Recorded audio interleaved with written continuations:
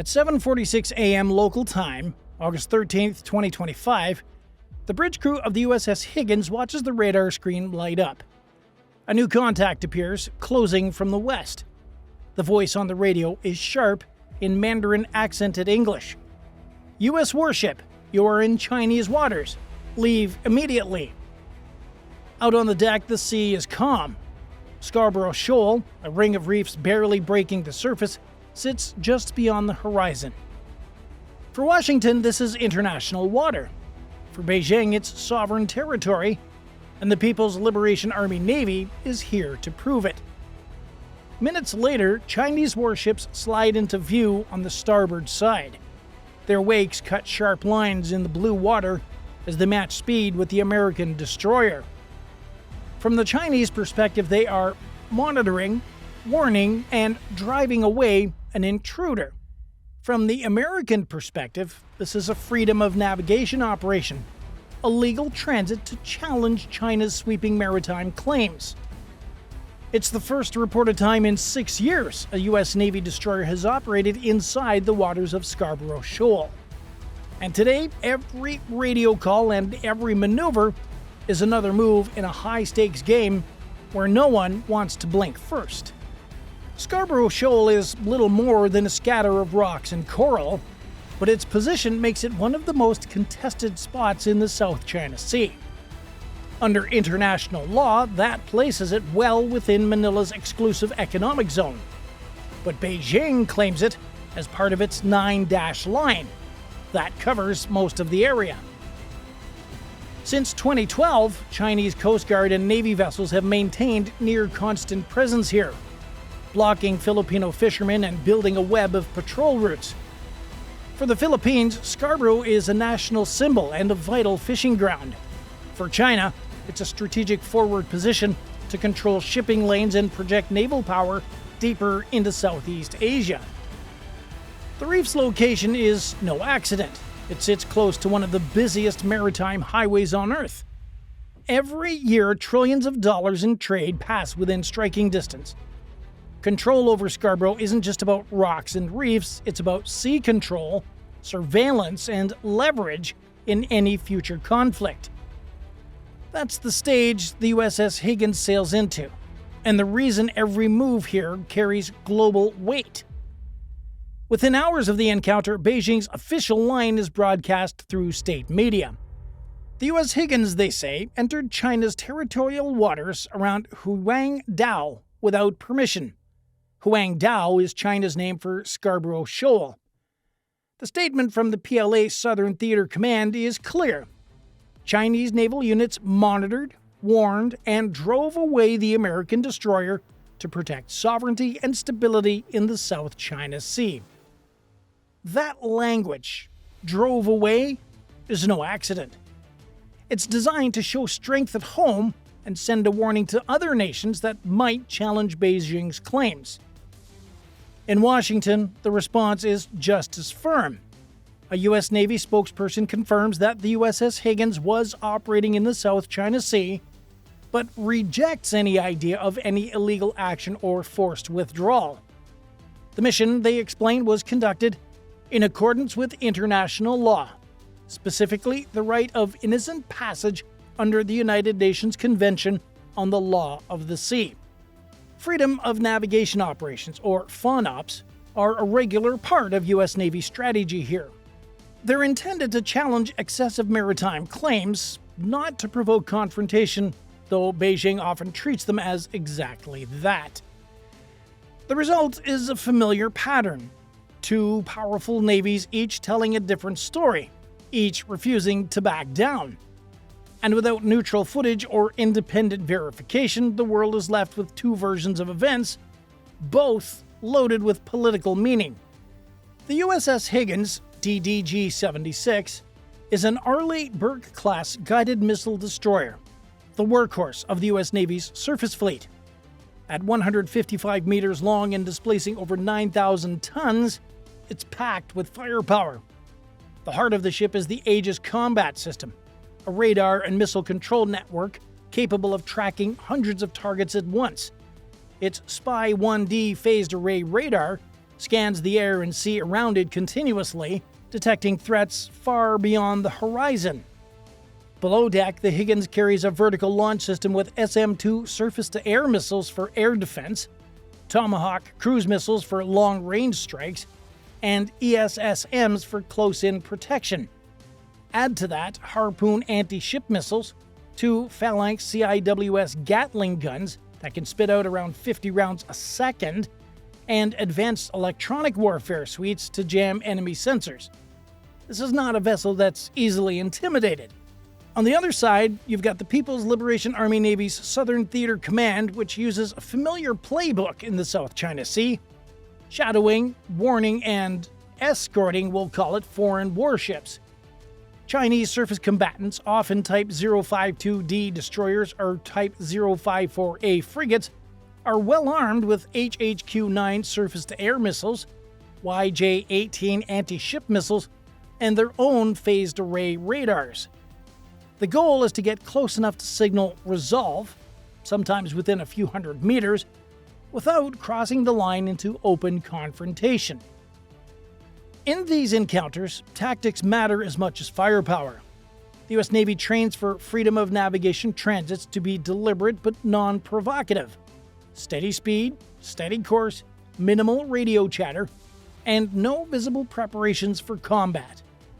Chinese forces, by contrast, often use high-speed approaches, repeated radio hails, and tight parallel courses to apply pressure. In the confined waters of Scarborough Shoal, these tactics play out in close quarters. Every helm order and speed change is watched, logged, and analyzed by the other side. The aim isn't to fire the first shot, it's to force the other into a mistake, a turn, or a retreat that can be spun into a public relations win. At the heart of this standoff is a legal disagreement as much as a territorial one. Under the United Nations Convention on the Law of the Sea, or UNCLOS, coastal states have sovereignty over waters extending 12 nautical miles from their coastlines. Beyond that lies the Exclusive Economic Zone, or EEZ, where they control the resources but must allow free navigation. Scarborough Shoal lies about 120 nautical miles from the Philippines and well inside its EEZ.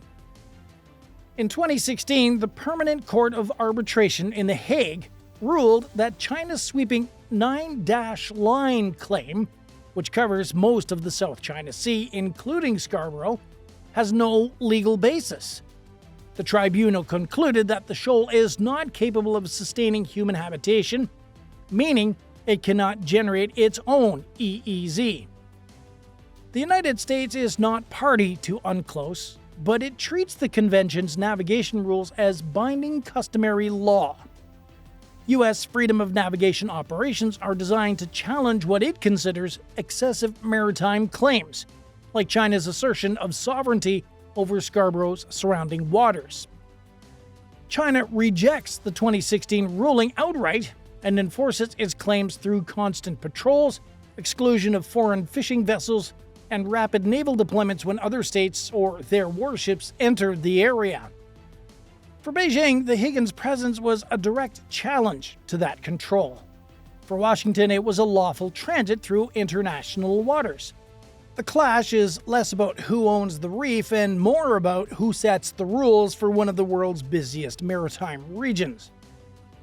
One of the most striking facts about the August 13th encounter is how much remains uncertain.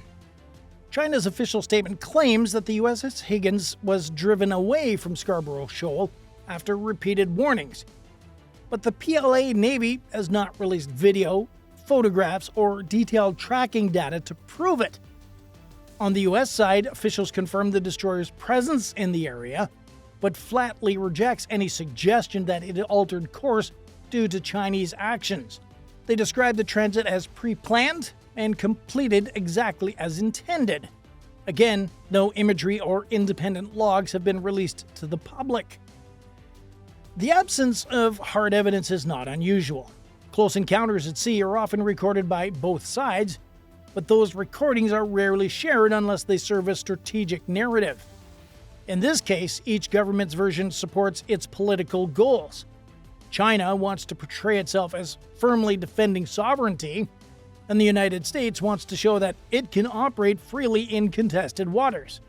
We also don't know the exact proximity of the Chinese ships to the Higgins, the number of vessels involved, or whether there were any supporting aircraft overhead. Without those details, it's impossible to judge just how tense the situation actually became.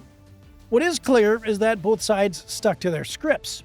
No collisions, no weapons used, just two competing accounts of the same event, each crafted for maximum impact on domestic and international audiences. The Scarborough Shoal incident didn't happen in isolation. It unfolded against a backdrop of rising tensions across the Indo-Pacific.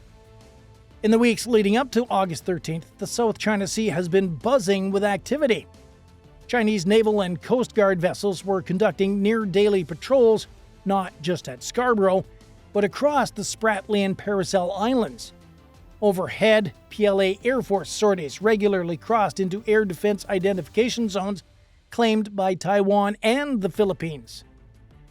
In early August, China held a large-scale live fire drill in the South China Sea, including missile launches and amphibious landing exercises. These were widely seen as a show of force aimed at both regional neighbors and the United States. Just days later, the Philippines and India conducted their first-ever joint naval exercises in these waters, signaling that opposition to Beijing's claims is growing more coordinated. For Washington, the Higgins transit was part of a broader pattern, maintaining a steady operational presence to reassure allies and partners. For Beijing, it was another unwanted intrusion at a location it considers strategically vital. Scarborough Shoal sits just 300 kilometers from the Philippines' main island of Luzon, a key U.S. ally hosting American forces under the Enhanced Defense Cooperation Agreement. From China's perspective, allowing an unchallenged U.S. warship here would set a dangerous precedent. Timing also mattered. The encounter came just 3 months after Manila renewed its security ties with Washington, granting expanded access to Philippine bases. It also followed an uptick in confrontations between Chinese and Philippine vessels at Scarborough, including water cannon incidents and aggressive blocking maneuvers. In such a climate, even a single destroyer's transit can spark headlines and serve as a litmus test for just how far each side is willing to push without tipping into a direct clash. By the time the USS Higgins cleared the waters around Scarborough Shoal, no shots had been fired and no ships had collided, and on the surface it was just another day in a disputed corner of the South China Sea. But the messages sent and received were far more significant. For China, the official narrative of driving away a U.S. warship reinforces its image as the dominant power in these waters. It signals to domestic audiences that Beijing is actively defending national sovereignty, and to foreign navies that operations inside China's claimed zones will be met with resistance. For the United States, the denial of any retreat is equally as important. Admitting to being turned away would undermine years of freedom of navigation operations and encourage further challenges to U.S. access in international waters. By framing the transit as lawful and uninterrupted, Washington reinforces its commitment to keep operating wherever international law allows. In an era when naval encounters can escalate in minutes, each incident like this becomes part of a running test. How close can two rival powers come without crossing the line? The answer for now is very close indeed. Midway through this standoff, one question hangs in the air. Was this a genuine warn-off, or simply a freedom of navigation operation playing out as planned? Without hard evidence, the answer depends on which flag you salute, but the implications go far beyond a single transit. Scarborough Shoal is just one flashpoint in a sea full of contested reefs, busy shipping lanes, and overlapping military patrols. The next close encounter could involve more ships, faster moves, and less room for error. So here's our question for you. Do you think that incidents like this make open conflict more likely, or are they just the cost of keeping strategic waters open? Drop your thoughts in the comments. If you enjoyed this deep dive into the Scarborough standoff, hit that like button and subscribe so you won't miss the next time these two superpowers cross wakes.